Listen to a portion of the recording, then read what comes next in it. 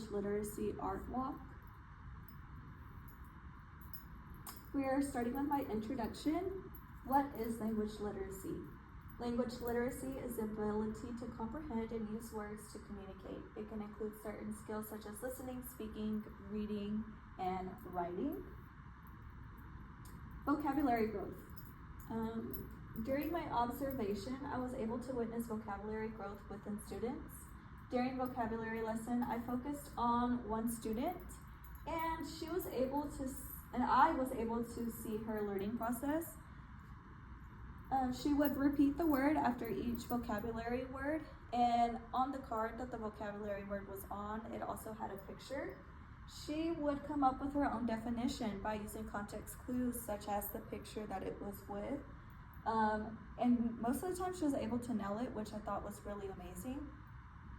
And then she would use it in a sentence and come up with her own definition so she could understand it better.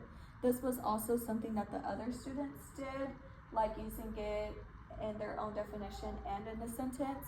However, she was always one step ahead. She seemed to be able to do all three at once instead of being told what to do each time, which I thought was really great.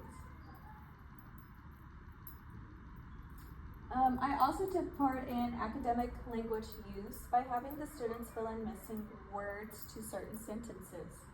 During these type of lessons, they encourage academic language use and they also offer vocabulary growth. So in one of the higher classes that I was with, it was a high school, but they had a class of 504 students and inclusion students and SPED students. So they were able to use a glossary and to fill in the words, which I thought was really neat. They had to do it on their own, but they had a certain glossary that was made for them in that class, and they would have to use those words to fill in the blanks, which I thought was really neat. Teacher support. Teachers inside the classroom used visual supports to support diverse learners. Using images was helpful for the students to keep up and understand what was going on. They also supported students' home languages by including stories that had words in their language. Students seem to get more excited when hearing something that is familiar with them. So in one of the rooms that I was in, their story was called Dear Primo, and some of the words were in Spanish, and within that classroom, I believe she said she had 7 students who were Spanish speakers only. So whenever they opened their book and they saw that there was words in Spanish, they seemed to light up and got super excited because they were finally able to participate. And I thought that was really neat to experience and to be able to see.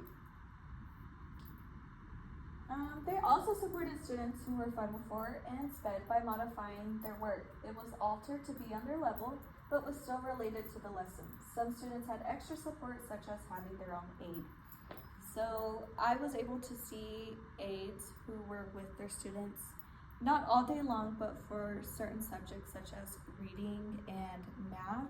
They would always have an aide with them every single day to help them move along with the lesson and to be able to keep up, which I thought was really nice and helpful. Literacy and academic language development techniques. I was able to see these while doing my observations, such as read out loud and think out loud, guided reading, and structured academic talk.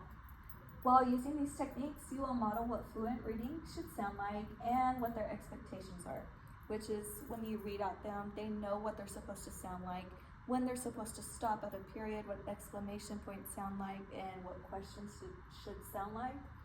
You will also encourage students to question and summarize what they just read when using read out louds along with think out louds. Guided reading was helpful for you, for example, to set up a group who is on the same level to read a book together. They can work at their own pace while learning. Structured academic talk is beneficial for students who will be testing. So for example, our STAR students, if it's their first time taking STAR or not, they will be able to get comfortable with the words that the test will be using, and will feel comfortable with reading those words and knowing what to expect when they see those words. So I thought that was very beneficial and helpful for the students. My reflection. Throughout my time doing observations, I have learned a lot. There are some takeaways that I'll be using in my class, such as the I say, you say, we say. This is when the teacher says something herself. The students will then say it to themselves, either quietly to themselves or in their heads. Then the students will say it together as a class, which is the we say part. I found this to be super beneficial for them to memorize what they were learning for that day. They seemed to get excited as well because they would make a movement along with the words that they would be saying, or even the lesson that they were saying. For example, they were learning literary elements in one class, and she had a plushie. Every time she put up the plushie, they knew what to expect, that they were looking for literary elements, and I thought that was pretty neat.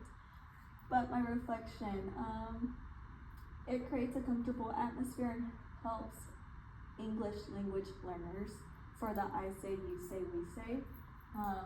A lot of the times the students don't feel comfortable saying things out loud, so the I say, you say, we say does help create an atmosphere that is comfortable for all. Even English language learners are able to repeat the words in English and know what they mean and know what to expect. And that is it for my walkthrough. Thank you.